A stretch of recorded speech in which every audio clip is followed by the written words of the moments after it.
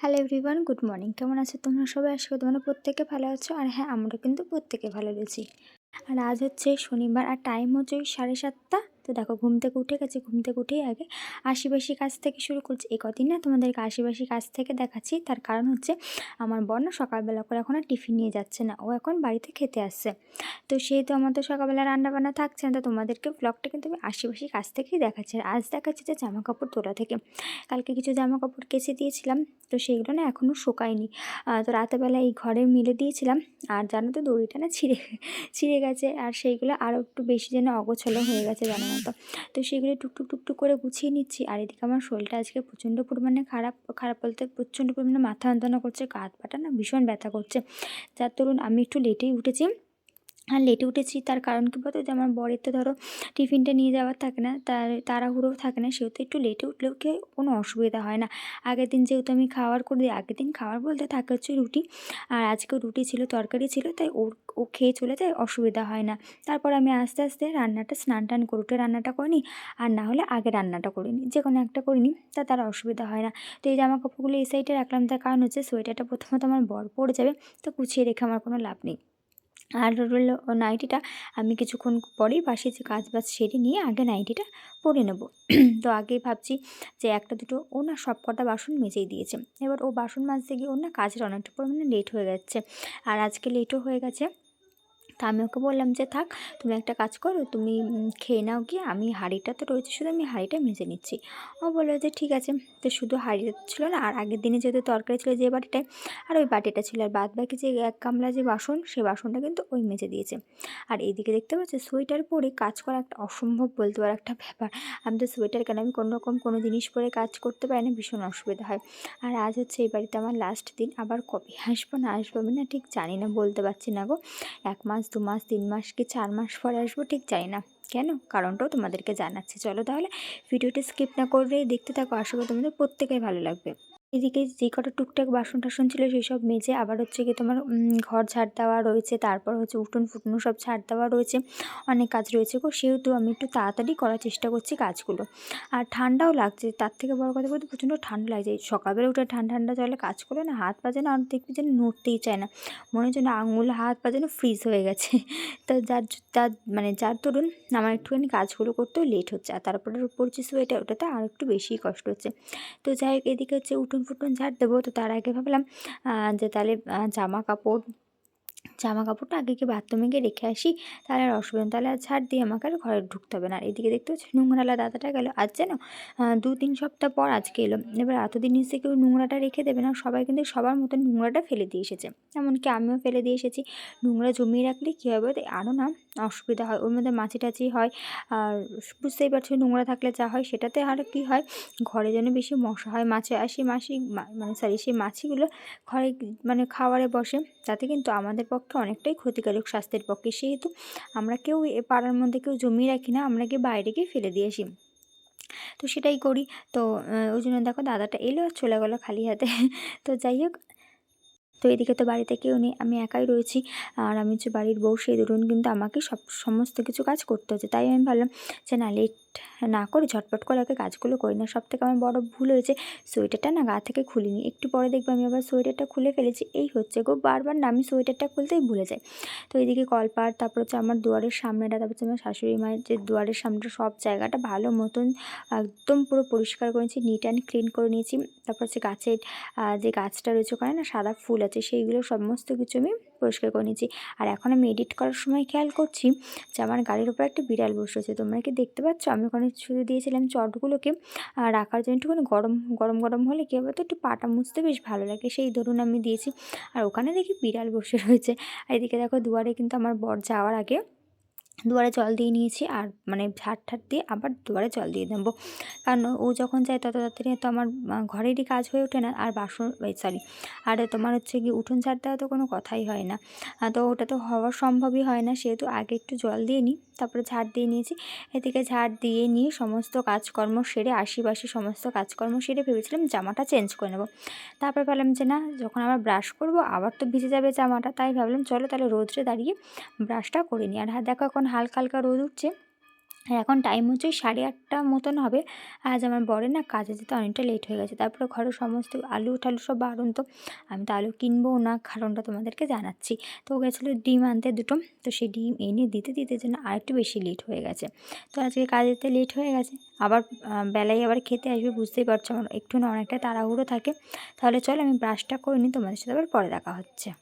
তো এদিকে দেখো আমি আমার সমস্ত কাজ হয়ে গেছে, বাসি জামা কাপড় চেঞ্জ করে নিয়ে মুখ হাত পা ধুয়ে একদম পুরোপুরি ফ্রেশ হয়ে স্নানটা করিনি। সকাল সকাল স্নান করা আমার পক্ষে অসম্ভব ব্যাপার একটা। আর এদিকে দেখো লিগটা নাইটি পরে একেবারে চলে এসেছি। তো চলো তোমাদের একবার দেখিয়ে দিই যে ঘরটা যে গুছিয়েছি কেমন লাগছে। বিছানাপত্র তো সব কিছু তুলে নিয়েছি, ওইদিকে তো জামা কাপড় জায়গা সুন্দর মতন করে রেখে দিয়েছি। আর এদিকে যে আমি বাসনগুলি মেজেছিলাম একটা দুটো বাসন, সেইগুলো সুন্দর মতন করে জল ঝরাতে দিয়ে দিয়েছি গামলার মধ্যে। আর এর মধ্যে রয়েছে রুটি, কালকে রুটি করেছিলাম, তার রুটিটা না বেশি হয়ে গেছিলো, ও 3টে রুটি খেয়ে গেছে আর আমার জন্য 2টো রুটি রেখে গেছে। তো আমি সেই 2টো রুটি খেয়ে নিয়েছি। আর এইদিকে দেখো তোমাদের কি দেখাচ্ছে বলতে উঠোনটাও দেখাচ্ছি। তো দেখো কত সুন্দরভাবে আমি ঝাঁট ফাট দিয়ে একদম পরিষ্কার করে নিয়েছি। আর ওই জায়গাটা জল ছিল, তো জলটা না আগে বার করে নিচ্ছি, না হলে তোমার কী হবে, তো ওখানটাতে না আমি বসতে পারবো না, রোদ হবে। আর একটু পরে আমি ওখানটাতে চা করে নিয়ে রুটি নিয়ে বসবো, বসে বসে ওখানে চা খাবো আর মাল করবো। রোদ্রে বসতে কিন্তু দেখবি ভীষণ ভালো লাগে। আর এই গাছটা কেন দেখাচ্ছি বলো তো তোমাদেরকে, আমি না জানি না এটা কি ফুল গাছ। আর তোমরা যদি জেনে থাকো এই ফুলের নামটা কি, অবশ্যই একটা কমেন্ট করে জানিও। আর এই ফুল দিয়ে ঠাকুর পুজো দেওয়া যায় নাকি সেটাও জানিও, আমি কিন্তু এই অজানা। আর এই গাছটা কিন্তু আমার না, এই গাছটা আমার শাশুড়ি মা লাগিয়েছে। আমার এই ফুলটা আমি দেখেছি এর আগে, বাট অতটা দেখা হয়নি খুব একটা, একবার মতন হয়তো দেখেছি, কি হয়তো দেখিনি তাও চাই না। এই ফুল গাছ সম্বন্ধে আমি একদমই অজানা বলতে পারো। তাই বললাম তোমাদেরকেও জেনে থাকো, অবশ্যই একটা কমেন্ট করে জানিও। আর এদিকে আমার স্নান হয়ে গেছে, ওই যে বললাম না রোদ্রে বসেছিলে, বসে বসে চা তারপরে হচ্ছে রুটি এইগুলো খেয়েছি, খেয়ে স্নান টান করে চলে এসেছি এদিকে রান্না করতে। আর দেখতে পাচ্ছ কত সবজিপাতি রয়েছে, এগুলো কিন্তু আজকে আমার রান্না হবে না, সব নিয়ে যাব ওই বাড়ির জন্য। হ্যালো এভরিওয়ান, তো আজ না সরি এখন আবার অনেকক্ষণ পরে এলাম। আর সেই তখন দেখা হয়েছিল একদম সকালে, তারপর তোমাদের সাথে হয়তো রান্না করার সময় তো তোমাদের সাথে শেয়ার করেছিলাম। তো কি রান্না করেছি, ডিম সেদ্ধ আলু সেদ্ধ করেছি, আর হচ্ছে গিয়ে টমেটো পোড়া করেছিলাম। একদম শরীরটা ভালো নেই, বুঝতেই পারছো প্রচণ্ড পরিমাণে শরীরটা খারাপ। তারপরে জানো না তো এই সকাল কিছুক্ষণ আগে ওই আমার তো লোহার দরজা, বুঝতেই পারছো মাথায় এত জোরসে লেগেছে, এই জায়গাটা পুরো আলু হয়ে গেছে জানো না তো। আর মাথাটা ব্যথায় অসম্ভব ব্যথা যন্ত্রণায় ফেটে যাচ্ছে জানো না তো, এতটা পরিমাণে ব্যথা করছে মানে বলার বাইরে। এই যে দেখো এই যে লোহার দরজা যে জায়গাটা খুলি ঠিক ওই জায়গাটাতে এই কিছুক্ষণ আগে বন্ধ করতে গিয়ে এত জোরসে একটা বাড়ি খেয়েছি, ঠিক এই জায়গাটাতে এতটা পরিমাণে ব্যথা মানে বলার বাইরে। তার ভালো লাগছে না, একটু শোবো। আর এদিকে দেখো সব কিছু গোছগাছ শুরু হচ্ছে, তোমরা তো আশা করি এতক্ষণে জেনেই গেছো।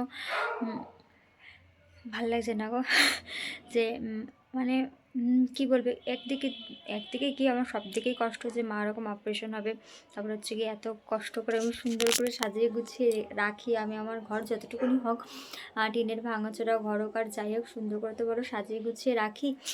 তো এটাকে ছেড়ে পুরোপুরি না, এবার দেখো পুরোপুরি না হলেও কিন্তু 1 মাস হোক 2 মাস হোক বা 3 মাসই হোক একটু কিন্তু খারাপ লেগেই থাকে, তাই না? এটা তো এটা তো স্বাভাবিক।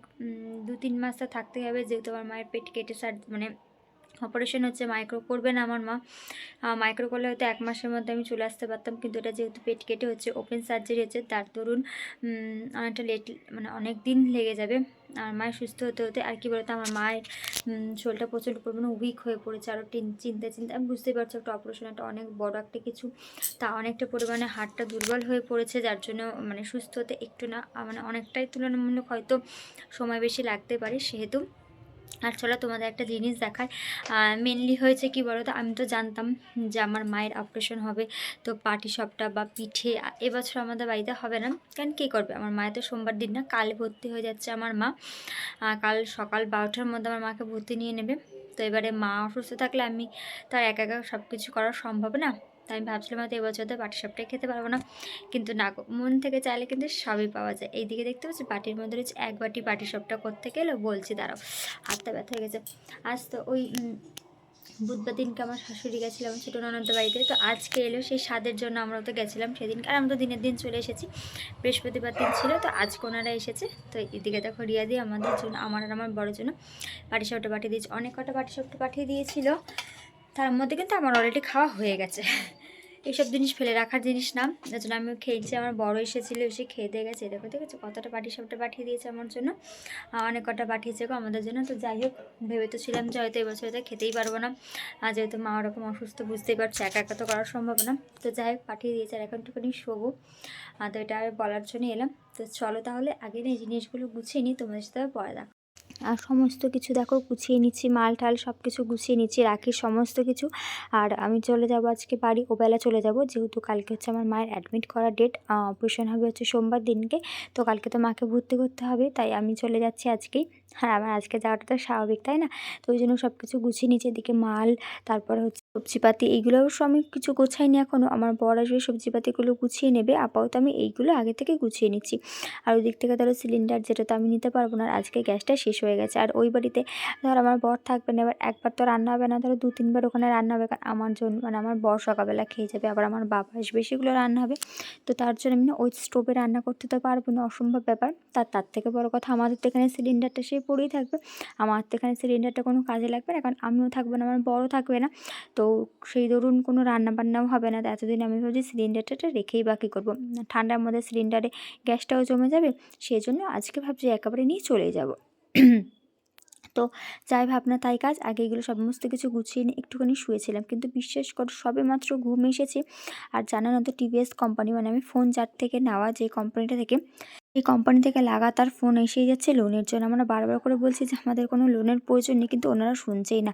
ওনারা সে ওনাদের মতন বকর বকর করে তো যাচ্ছেন। দেখো এদিকে আমাদের জামা কাপড় প্যাকিং চলছে, আর কি দিনে একবার মোটামুটি না প্রায় 2-3 শেষ। বারের ওপরে ফোন আমি আর করছে, খাবো না, জানেন না তো, মানে না আমার ঘুমাচ্ছি প্রায় কি করছি, প্যাকিং অর্ধেক রাত পুরোপুরি নিয়ে শেষ, কিচ্ছু নেই, জানো তো। পুরোপুরি না, এখন ওরকম এই ফোন কয়েকটা করছে, এবার জামা দেখবে কাপড় আচমকা যাবে একটু ঘুম এখনো। ভেঙে যায়, ভীষণ আর পরিমাণে ওইদিকে মাথাটা বাজার কিন্তু দেখো আমার যন্ত্রণা বর করে। প্যাকিং করছে, আমারও সব দিয়ে সেটাই দিও, হয়েছে, জানো লঙ্কা তো, এত আদা বিরক্তি রসুন লেগে যাচ্ছে না, মানে বলার যা বাইরে। আছে সব দেখি দিয়ে দিও, মানে ওদেরকে পেঁয়াজ কলি এতবার সব করে দিয়ে ভালো দেবে। করে বলা হচ্ছে, ওরা না তাও শুনছে না। ওইদিকে এরপর আমার ভাবছি বর এরপর মুখ পাটিসাপটা করিয়ে দেবো, খাচ্ছে, খেতে আর খেতে ভালো লাগছে প্যাকিং না। করছে এদিকে দেখো সবজিপাতি। জামা কাপড় আমার সব কিছু গোছানো হয়ে গেছে। দিয়ে দাও। এদিকে আমার বর কি গোছাচ্ছে বলো তো, আর ওই এদিকে তোমার দেখো হচ্ছে গিয়ে পাটিসাপটা কিন্তু বেশিরভাগ আমি সবজি খেয়ে পাতিগুলো শেষ করে গোছাচ্ছে। দিয়েছি, আর আর দেখেছো একটাই এক রয়েছে। বাটি ছিল তো আমরা পাটি তখন সাপটা, সব পাটি যাবো ওই সাপটা বাড়িতে, শেষ। এই আমার কখন বর আসবে হয়তো বা এই কবে কাজ থেকে আসবে সে একটা ঠিকঠাক দুটো পেয়েছে, জানি না। বাদ বাকি কিন্তু তো যাই সব হোক, পাটি সাপটা আমি খেয়ে এই নিচ্ছি। দেখো এত দেখো সুন্দর হয়েছে কত পাটি সাপটাটা সবজিপাতি খেতে, দেখেছো রয়েছে। বেশিরভাগটা আমি খেয়ে নিচ্ছি। ফুলকপিটা আর নেবো না, এদিকে আমার বর ফুলকপিটা টুকটুক থাক, করে আর যা যা এইগুলো রয়েছে হচ্ছে গিয়ে তোমার বাঁধাকপিটা গুছিয়ে অলরেডি দিচ্ছে। ব্যাগে আর ঢোকানো ব্যাগ হয়ে পত্র তো গেছে। আমি আর এদিকে গুছিয়ে টমেটো, নিয়েছি। এরপরে শিম, হচ্ছে কি তোমাদের আর ভিডিও দেখাতে পারবো না, পেঁয়াজ, তার পেঁয়াজ কাছে যেহেতু কলি, সিলিন্ডারটা নিয়ে যাবো, মটরশুঁটি, যা বুঝতেই যা পারছি আছে সিলিন্ডারটা সবকিছু প্রচণ্ড ভারী। ব্যাগের মধ্যে আমি ভরবো। যে ও হ্যাঁ, ভাবছি নিয়ে যাবো সিলিন্ডারটাও তো কি করে, ভরতে আমি হবে, তো সেটাই তোমাদেরকে তো শুধু তখন ভাবছি বললামই। যে এত ভারী আর একটা এদিকে দেখো সিলিন্ডার গাড়ি করে আমি নিয়ে মোটামুটি বসবো কি প্রায় করে। প্যাকিং শেষ, এই ব্যাগে আর তো যাই হোক, ধরছি না, এদিকে এই দেখো ব্যাগে একটা নেব। ব্যাগ আর আপাতত কিছু ফুল হয়েছে, ক্রিম এখন এই ট্রিম যেটা ব্যাগটা আছে আমার বাকি ছোট্ট রয়েছে। যে আর মানে জানো তো ছোট আবার ব্যাগটা আমাকে রয়েছে, আসতে ওটার হয়েছিল, মধ্যে তার নিয়ে কারণ নেবো। হচ্ছে আমি তাহলে আমার চলো বড় টিফিন আগে বক্স পুরোটা নিতে ভুলে ফুল গেছিলাম, প্যাকিং করে সেহেতু তোমার টিফিন সাথে পরে বক্স আর দেখা হচ্ছে, কম্বল টাটা। একেবারে নিয়ে চলে গেছিলাম, পরে এসে তো আবার। এখন বাজে, দাঁড়াও দেখে বলি, ঠিক 7টা 31। আর বুঝতেই পারছো ব্যাকগ্রাউন্ড দেখে এই বাড়িতে চলে এসেছি। এই যে এই বাড়িতে এসে এখন এই যে আমার বড় বসে পড়ছে চা খেতে। এদিকে সব বেডিংপত্র সব কিছু একদম নিয়ে চলে এসেছি। আর যাবো হচ্ছে এখন একটু দোকানে। আর আমার বর আনতে ভুলে গেছে হচ্ছে টিফিন বক্স, সব কিছু নিচ্ছে, টিফিন বক্সটা আনতে ভুলে গেছে, আবার যাবে গিয়ে নিয়ে আসবে। আর ওই ভারী সিলিন্ডার আনতে গিয়েছি, আমার অবস্থা বিশাল খারাপ হয়ে গেছিলো। আমি ডান দিকটা না এরকম হেলে গেছিলাম, আর কোমরটা তারও বেশির জন্য ব্যথা লেগে গেছে আমার। তো যাই হোক, তো চলো তোমার সাথে পরে দেখা হচ্ছে।